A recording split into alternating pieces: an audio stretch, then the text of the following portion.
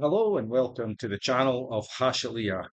I trust that God is blessing you. And today is the 1st of August 2025. So it's goodbye to July and hello to August. What does it have in store for us? Time will tell. Okay, I was reading through Romans chapter 1, and one particular phrase jumped out at me, and it's that phrase that I want to look at. But obviously, Romans chapter 1 has been one of these chapters which has caused so many problems for Christians throughout the years, primarily because of some of the things that it actually talks about. You know, it starts off by Paul's greeting to the church in Rome, and that they are well known throughout the world, Paul tells them, and that he's constantly praying for them. But he goes on, after the greeting, he goes on to talk about this desire that he has to actually meet them. But he's hindered. He actually talks about being hindered, um, trying to get to them, to speak to them. But regardless of that, anyway, he writes this letter.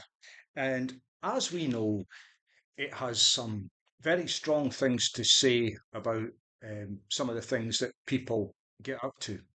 But one of the things that I do find very, very interesting, and this is a little bit of an aside, it does go on to say that in verse 19 and 20, that God's invisible attributes have been manifest and they are clearly seen in the creation. So I've often read this verse and say to myself, like in that, well, even though some people may not necessarily know Jesus, they do know there's a God because God's word tells us this. So in other words, there cannot be any such thing as an atheist. Either that or God is a liar. But I'll go along with God telling the truth.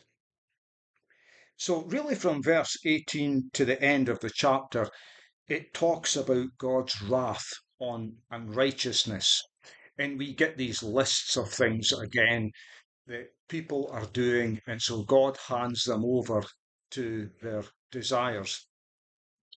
But I just quickly want to read from verse 28, but it's verse 30 where I will be putting my focus on today. But let me just read from Romans chapter 1, verse 28. And even as they did not like to retain God in their knowledge, God gave them over to a debased mind to do those things which are not fitting, being filled with all unrighteousness, sexual immorality, wickedness, covetousness, maliciousness, full of envy, murder, strife, deceit, evil mindedness. They are whisperers, verse 30, backbiters, haters of God, violent, proud, boasters, inventor of evil things, or inventors of evil things, disobedient to parents, and so on and so forth. But it's this um, term here, inventors of evil. Now, in Paul's day, there were plenty inventors of evil, and there have been inventors of evil all throughout human history. Man has always, outside of God, man has always invented things. And in some cases, they do actually invent something for the use of good, but someone else comes along and takes a hold of it for evil. But it specifically says there are people who actually invent things for evil. Where are we again? Inventors of evil things. So their purpose from the get-go was to invent things for evil. Simple as that. Inventors, inventions. And I looked at the Greek behind this. I looked at the Greek for inventors and I looked at the Greek for evil things. And I just want to read a few extracts from those particular words. So let me start off with inventors, and I hope I'm saying this right. It's Epherutis, and it only actually appears once in the Bible. There's no other use of this word at all. It only appears in Romans 1:30. And so I'm looking at the Strong's description of this word. And so I just want to read a few parts of it. A discoverer or a contriver, an inventor.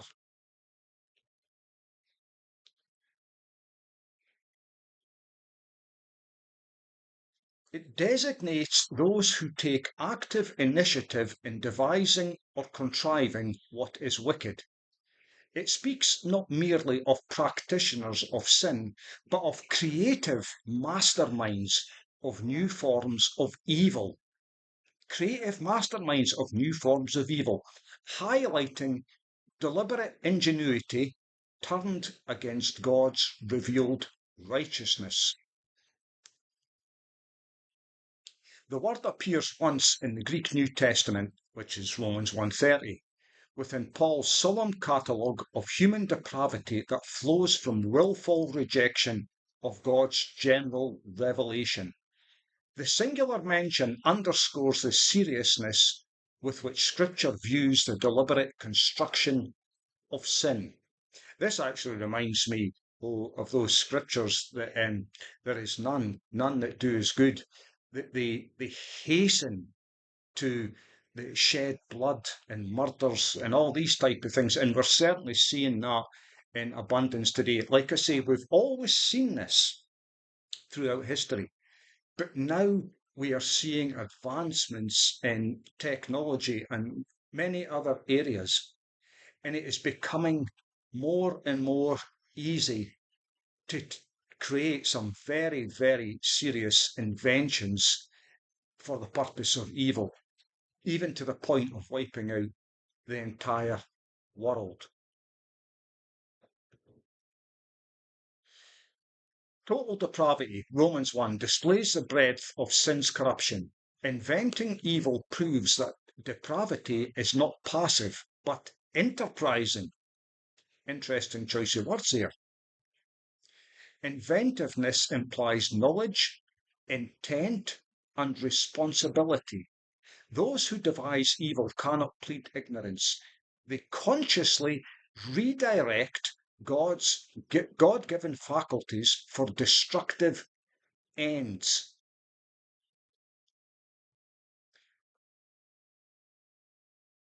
Presents antediluvian humanity with hearts continually inclined towards evil. This is linking it in with Genesis chapter 6, verse 5. And in Ecclesiastes 7:29 it says this: God has made men upright, but they have sought out many schemes. And Micah 2:1 says, woe to those who devise iniquity and plot evil on their beds.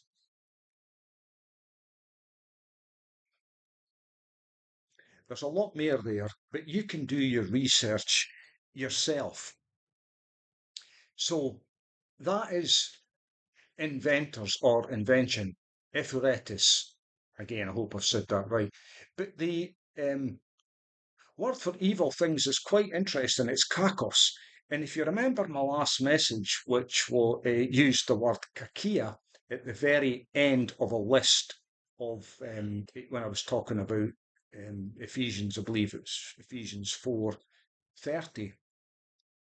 The last word that was used was kakia, malice. And that is where this word comes from. And it means bad, evil, wicked, harmful, depraved, injurious, noisome, wicked. And this is an interesting term. Inner malice flowing out of a morally rotten character. Inner malice flowing out of a morally wicked character, rotten character. Of a bad nature, not such as it ought to be. It's like a continuous way of thinking. It's almost like a lifestyle, wholly taken over a person. Okay, it talks about moral and physical evil. And I'm just having a look just to see if there's anything else that might catch your attention. It says, Romans mines the depths of the term. Humanity has practiced all kinds of evil. Yet the law exposes this evil without empowering righteousness. Interesting. So there's a lot more that could be said there, but again, for the sake of keeping a message short enough, I just wanted to highlight that. And then I want to just talk a little bit about the evil inventors of today. Because just like in Paul's time and throughout history, they're alive and well today. So what evil inventions designed, or wicked inventions designed for evil things, what could we think about that's going on today? Well, I'm glad tea was invented. It's not good. What about weather weapons? What about HARP, scalar technology, DEW, direct energy weapons? I think this is an appropriate time to talk about this because it seems to me the entire planet is experiencing very strange weather phenomena. In fact, here over the last 5, 6 days, it's almost like, I've said it a few times to people, it's almost like somebody's attempting to blot out the sun. I wonder if there's anybody around that's actually mentioned doing something like that. I wonder if there's somebody out there who's been thinking of ways to invent something that can blot out the sun. A lot of people are going down sick round about here, just collapsing and having all sorts of ailments. Strange. I've spoken to a number of locals about here, and they're all saying the same thing. They've never seen weather like this at this time of the year. They've rarely seen weather like this ever. But certainly at this time of the year, this should not be like this. But the last 5 days, like I say, 5, 6 days now, dark. There's a heavy oppression in the air, and many people going sick. Some people have been inventing weapons to manipulate weather, clouds, rain, earthquakes, tsunamis. Now, I'm not saying every instance is a weather weapon. That's not what I'm saying. But there are certainly a lot of things going on which could be attributed, and many people are attributing these phenomena to weather weapons, the invention of weather modification. Pretty modern, even though it goes back 50, 60, 70, 100 years. If you take into account human history, it's pretty modern. and one of my favourites, pharmakia. Pharmakia. Now, we are very fortunate out here in Indonesia because it grows about 80% of the world's best plants, fruit, vegetables, herbs, and spices. And there is a glut of ways to naturally cure things out here. And many are familiar with curing just using natural methods, no side effects. But when it became obvious that when the pharmaceutical industry started to rise up, it was obvious to them that they had serious competition from natural healers. People are using, like I say, just natural products to heal people without any side effects. And so, guess what happened? So, not only were many medicines invented, which do have many horrific side effects, they invented terms to call those people that were healing naturally quacks. They called them quacks. See, this is one great way to put down any opposition. Just make up some names, invent some names, and just start calling them it and keep repeating it. Oh, you're a quack, they're a quack. And everybody starts laughing. So they come along with their herbs and drinks and different ways that they heal people using natural methods, but they're looked upon as fools, idiots. And so, therefore, people are more prone to turning to pharmakia, which, if you remember, actually means witchcraft.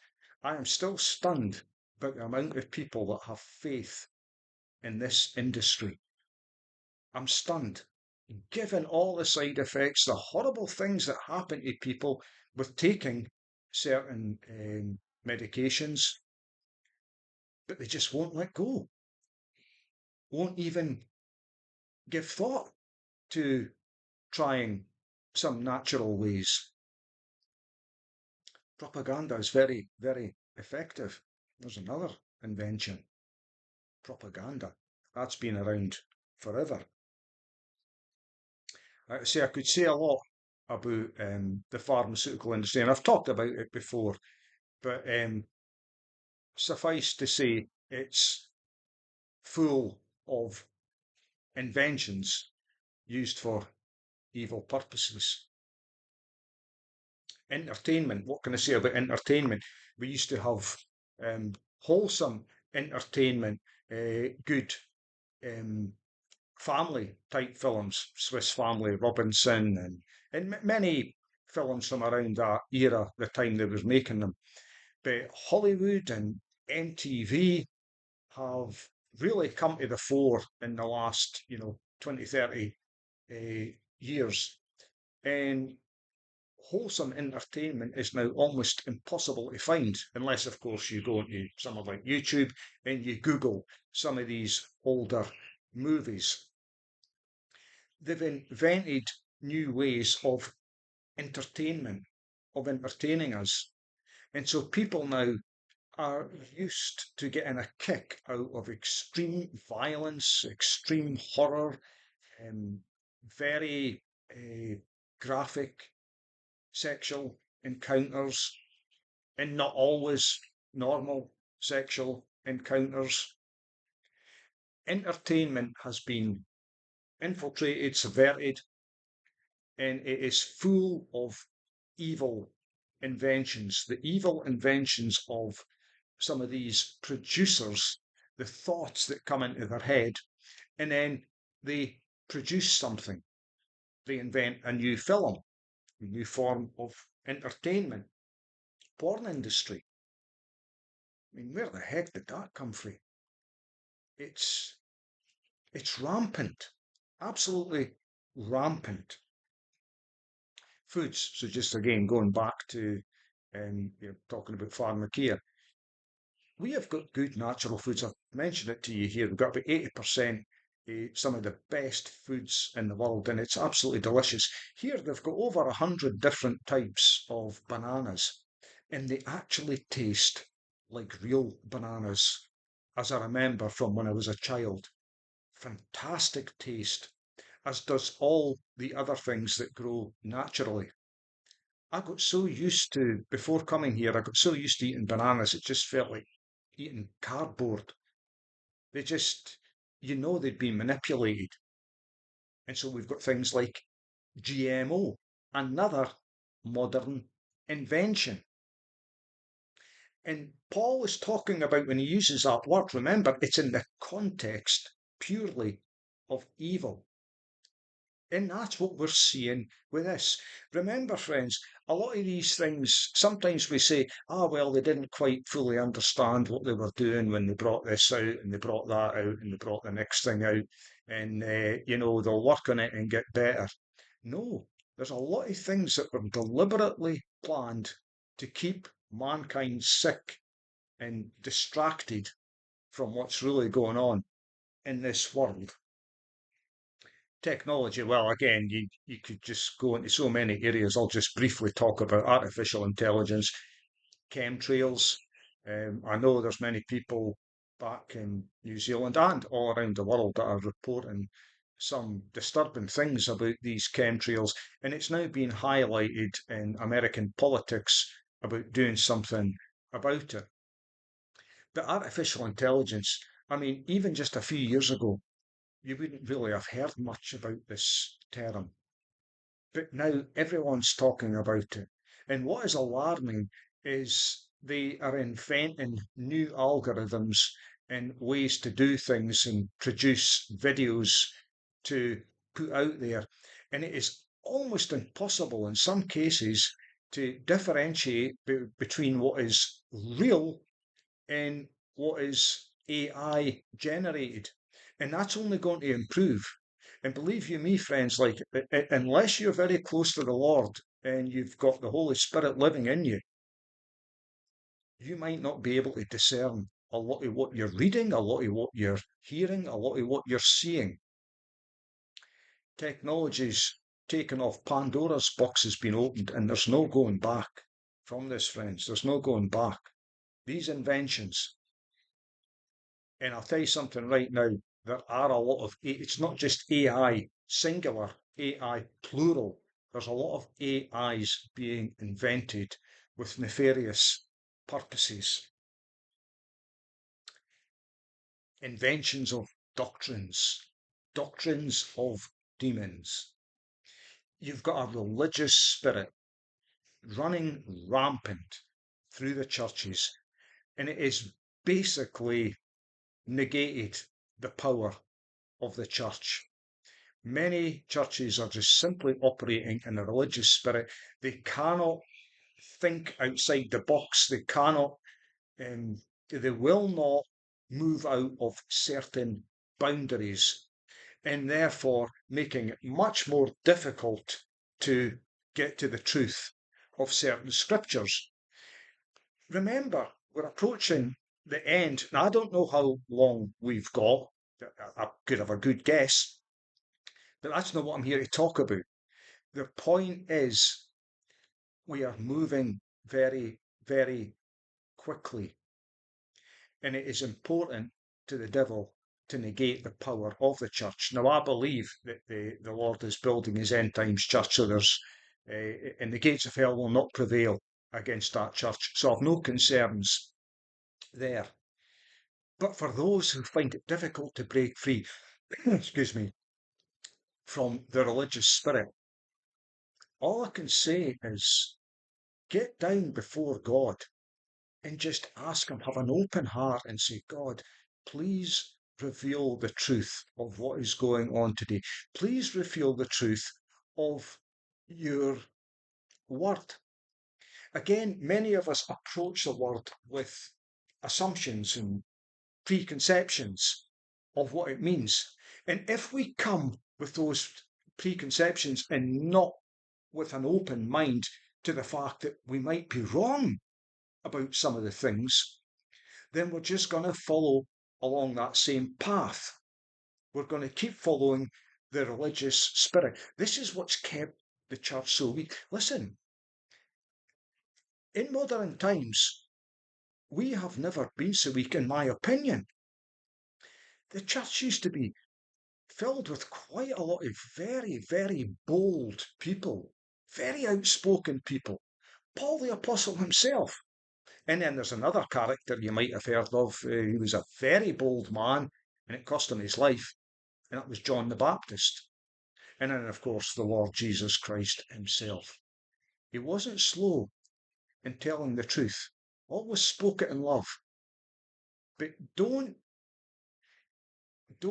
mix up what am I trying to say here?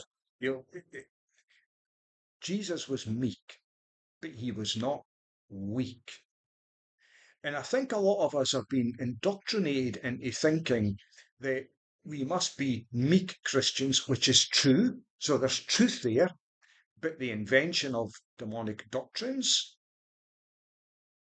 it makes us think you've got to be weak, not offend anybody, just go along with everything. And that's where we are now. We've become so weak. It's getting to the stage of like the book of Jude.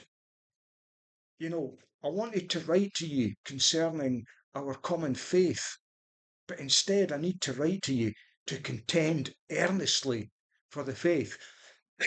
This is where we are now. We need to contend earnestly. Excuse me.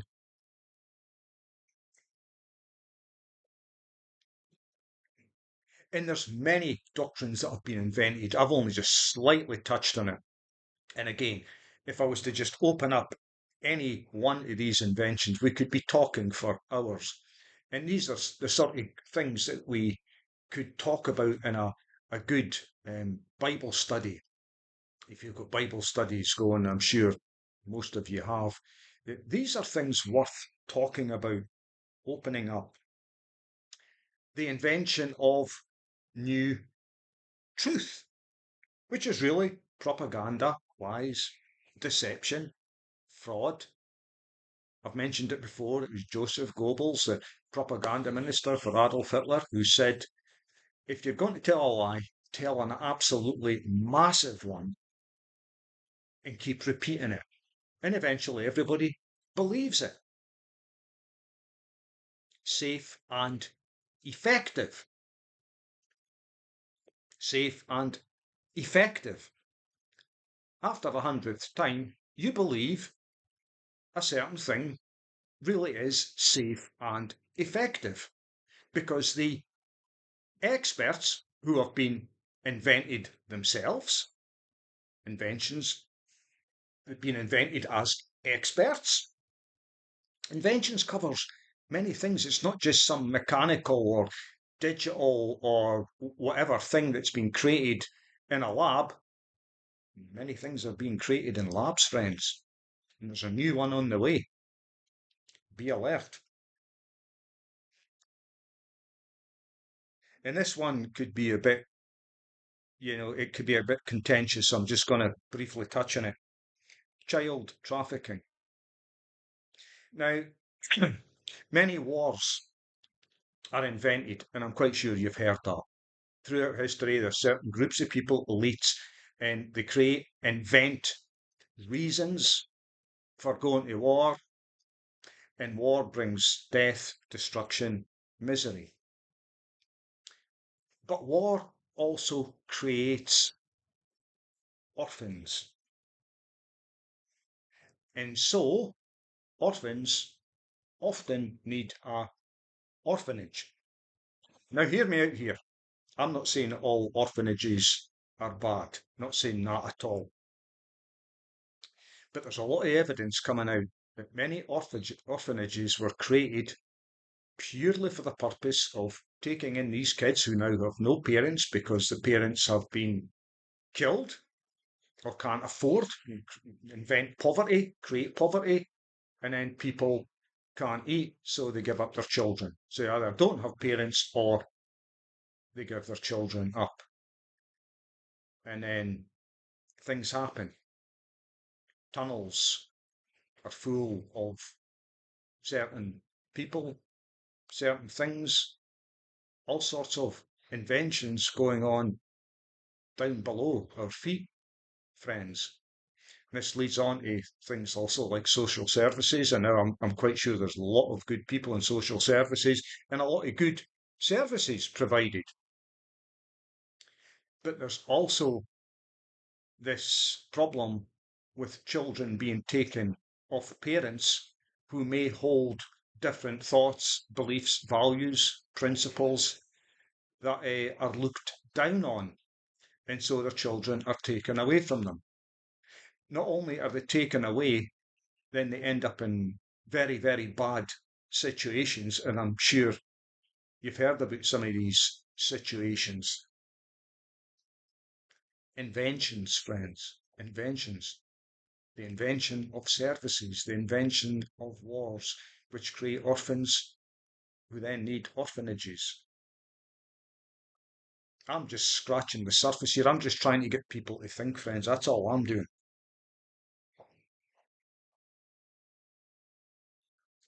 And then you've got all these different departments. You get these governmental departments or whatever business departments, and they give them a great sounding name. It sounds fantastic. You say, well, who would argue with something like that? But the whole thing behind it is for a completely different purpose, not a good one.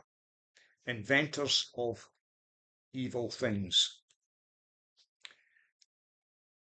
I brought this because it jumped out at me about a week ago, and I've been mulling over it and thinking about it. And yes, I could go on much longer than I already have, but I wanted to get people thinking. We have got, just as Paul did, we have got modern evil inventors of our day. And what has not changed is the heart. The heart was wicked back in Genesis. It was wicked in the days of Paul, and it is wicked today. The difference being today is we've got a very dumbed down society, and also um, great advancements in technology, and heading to some not good times. There's a lot of plans that are being invented, friends, inventions for evil purposes. But I'm going to finish on a high note. Can't finish on a low note. But these things, friends, pray against them. Didn't sit there and get paralyzed by fear. Pray against these things. I'm going to finish from Psalm 94, and I'm going to read just simply verses 20 to 23.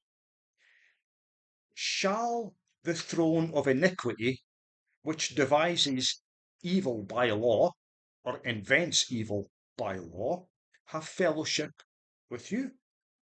They gather together against the life of the righteous and condemn innocent blood. But the Lord has been the rock of my refuge.